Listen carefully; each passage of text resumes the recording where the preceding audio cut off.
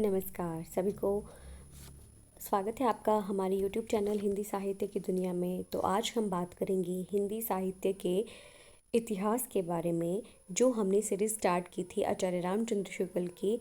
उसका आज part second है, प्रकरण 2 का, अपभ्रंश काव्य का, आदिकाल का। तो हमारा आज का पहला यानी 22वां प्रश्न है, पा शब्द का क्या अर्थ है। मतलब जो सिद्ध हुए हैं उनके नाम के आगे पा लगा हुआ है, जैसे सरहपा, डोम्बिपा, कमरिपा, जलंधरपा, राहुलपा। इनके नाम के आगे ये जो पा लगा है, इस शब्द का क्या अर्थ है। तो ये शब्द है आदरार्थक पाद शब्द, मतलब आदर देने वाला शब्द है ये। ठीक है, हमारा अगला क्वेश्चन है 23वां क्वेश्चन। सिद्धों की रचनाओं का संग्रह दोहा कोश किसने निकाला। जो सिद्धों की रचनाओं का संग्रह था दोहा कोश नाम से, किस नाम से, दोहा कोश नाम से, तो वो किसने निकाला। तो वो निकाला है हरप्रसाद शास्त्री जी ने। किसने निकाला है, हरप्रसाद शास्त्री जी ने। हमारा अगला क्वेश्चन है 24वां क्वेश्चन, दोहा कोश किस लिपि में प्रकाशित हुआ। मतलब दोहा कोश जो है वो किस लिपि में, किस भाषा में प्रकाशित हुआ। तो वो हुआ है किसी भी भाषा की एक लिपि होती है, जैसे हमारी हिंदी की देवनागरी है, तो वो थी बंगला अक्षरों की। कौन सी, बंगला अक्षरों की लिपि में लिखा गया था। हमारा अगला क्वेश्चन है 25वां क्वेश्चन, राहुल सांकृत्यायन किस देश में जाकर सिद्धों की रचनाएं लाए थे। जो राहुल सांकृत्यायन जी हैं वो किस देश से जाकर ये जो सिद्ध हुए हैं इनकी रचनाओं को लाए हैं। तो वो क्वेश्चन, उसका आंसर है तिब्बत। कहाँ से लाए थे राहुल सांकृत्यायन जी जो हैं वो सिद्धों की रचनाएं, तिब्बत से, भोट देश से जाकर सिद्धों की बहुत सारी रचनाएं लाई थी।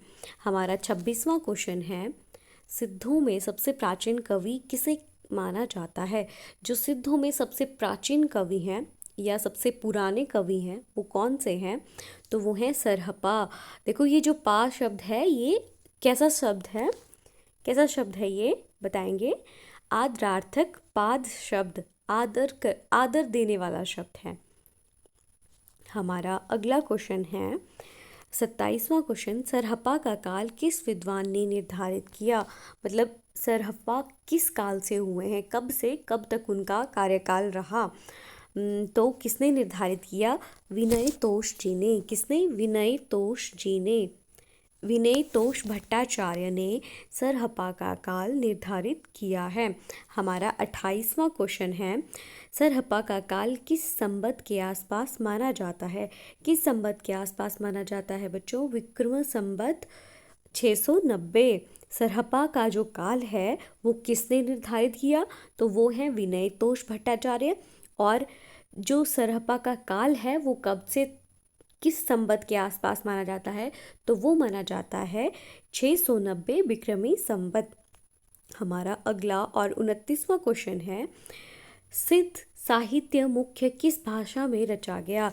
जो सिद्धों की रचनाएं हैं, सिद्धों के द्वारा जो रचित साहित्य है वो रचा गया है अपभ्रंश मिश्रित देश भाषा।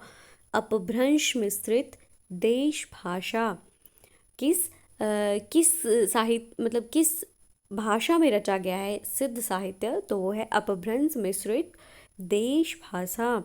हमारा अगला क्वेश्चन है 30वां क्वेश्चन, सिद्धों ने अपने विचारों का प्रसार किस माध्यम से किया।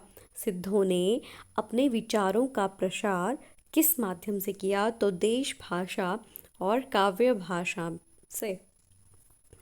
हमारा अगला क्वेश्चन है 31वां क्वेश्चन, लुई पा या लुही पा का समय लगभग कब माना जाता है। मतलब जो लुई पा हुए हैं उनका समय कब से कब तक था, तो था संवत 830 के आसपास।